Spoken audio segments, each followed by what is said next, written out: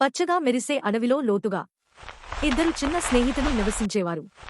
మిలో అనే కోతి, పాను అనే పాండా. మిలో ప్రతిరోజూ కష్టపడి పనిచేసేవాడు.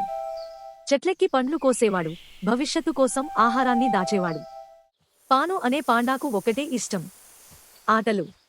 నాట్యం చేసేవాడు, గిరుగిరు తిరిగేవాడు, రోజంతా నవ్వుతూ ఉండేవాడు. మిలో తన స్నేహితుడిని హెచ్చరించాడు, ఎప్పుడైనా తుఫాను రావచ్చు. కానీ పాను నవ్వి మళ్లీ నాట్యం చేస్తూనే ఉన్నాడు. ఒక రాత్రి అడవి ఆకాశం చీకటిగా మారింది.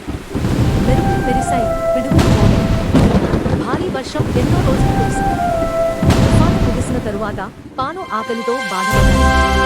ఎక్కడా ఆహారం మిగలలేదు. అతను మిలో దగ్గరికి వెళ్ళాడు. మిలో ముందుగానే సిద్ధంగా ఉంది. దయతో తన ఆహారాన్ని పంచుకున్నాడు. పాను ఒక ముఖ్యమైన పాఠం నేర్చుకున్నాడు. ఆట మంచిదే, కాని సిద్ధత ఇంకా ముఖ్యము. ముగింపు.